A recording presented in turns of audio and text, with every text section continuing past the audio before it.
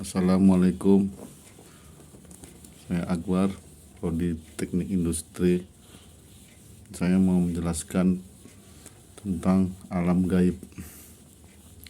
Alam gaib adalah apa yang tersembunyi dari manusia tentang perkara-perkara yang akan datang atau yang telah lalu dan apa yang tidak mereka lihat. Ilmu gaib ini khusus milik Allah semata. Dalam firman-Nya, katakanlah, tidak ada seorang pun di langit dan di bumi yang mengetahui perkara yang gaib kecuali Allah, dan mereka tidak mengetahui bila mereka akan dibangkitkan. Surat An-Naml ayat 65.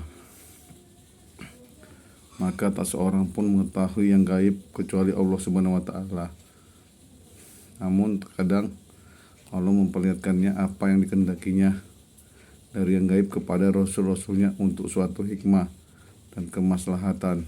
Allah Subhanahu wa taala berfirman, Dia adalah Tuhan yang mengetahui yang gaib, maka Dia tidak memperlihatkan kepada seorang pun tentang yang gaib itu kecuali kepada rasul yang diridhoinya.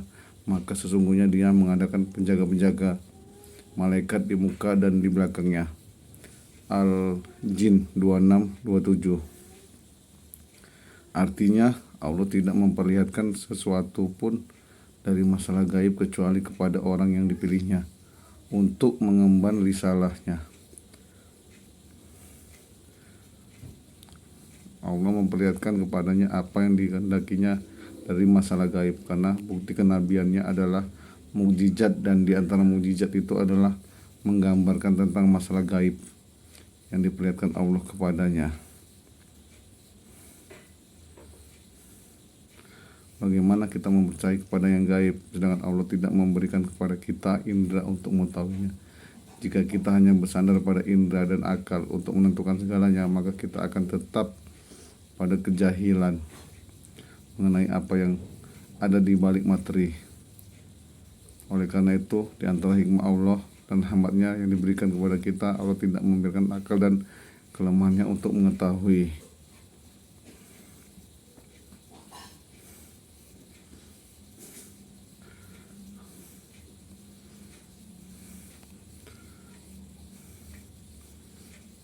Kita tidak muncul dari kemampuan manusiawi, tetapi datang dari luar melalui salah satu dari 3 jalan.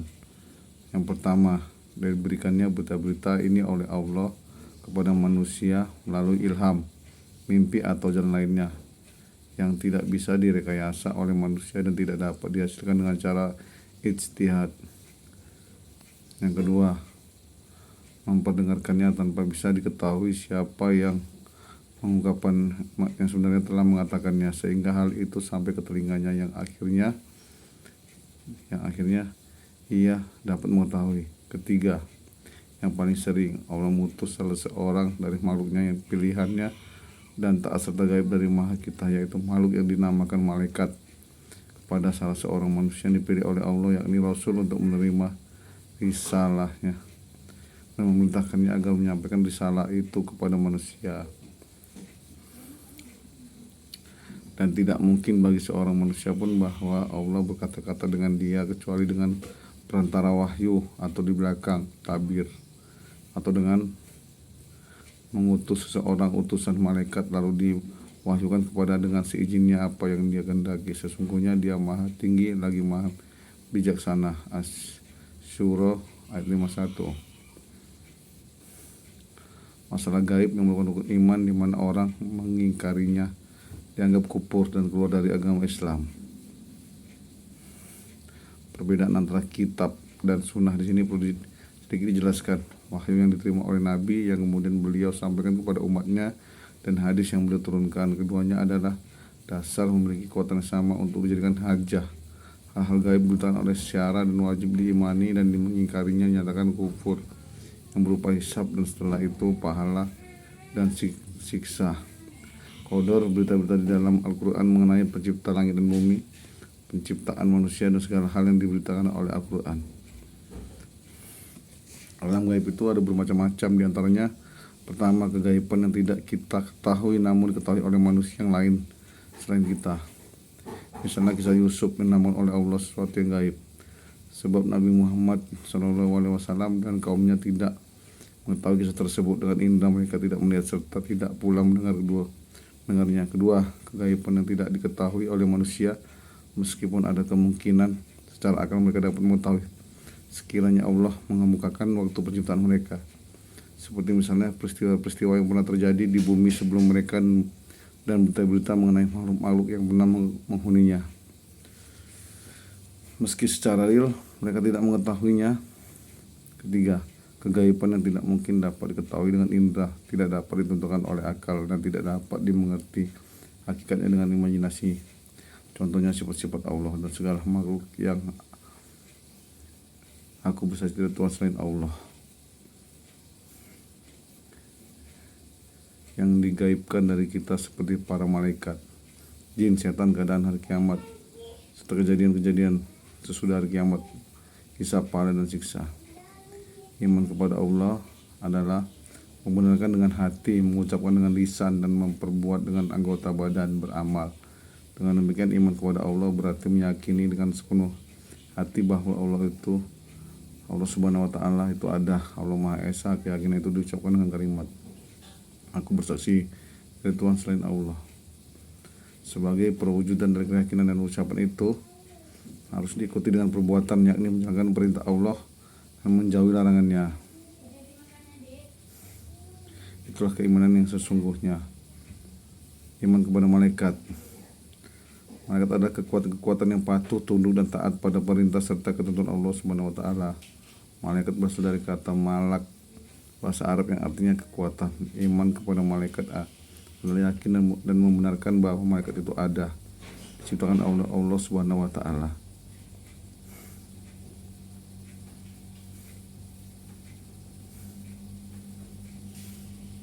Sifat-sifat dasar malaikat Allah Subhanahu wa Ta'ala: pasti selalu patuh pada segala perintah Allah dan selalu tidak melaksanakan apa yang dilarang Allah Subhanahu wa Ta'ala.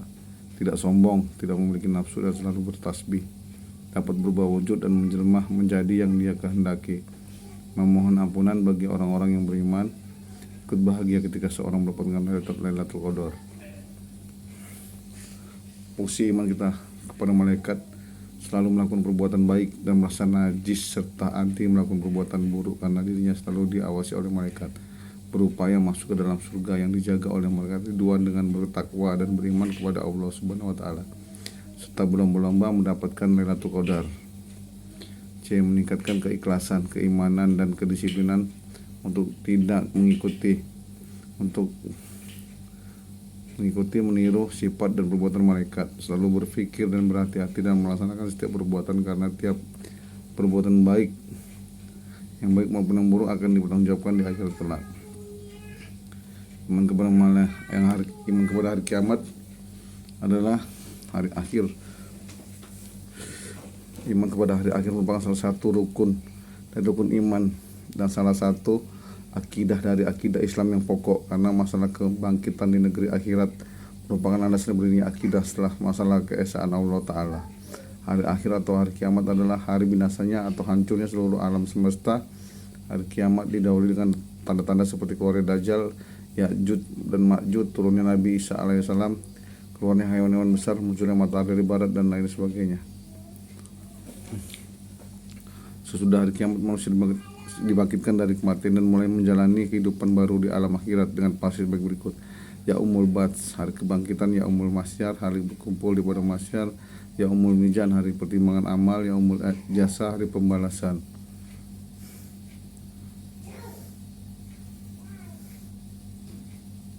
Fungsi iman kepada hari akhir antara lain bertindak atau beramal dengan penuh tanggung jawab, pandangan hidup optimis, kehidupan yang soleh di masyarakat, menambah rasa iman dan takwa kepada Allah.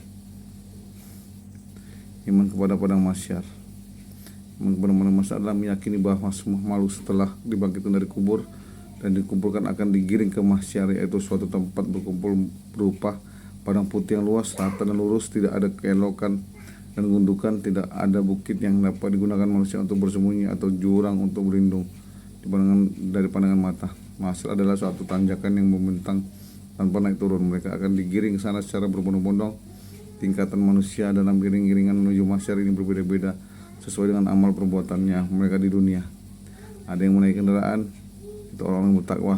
Ada yang jalan, itu orang yang Islam yang kurang beramal. Ada yang bicara dengan wajahnya, kepalanya atau jungkir, yaitu orang-orang kafir. Assalamualaikum warahmatullahi wabarakatuh.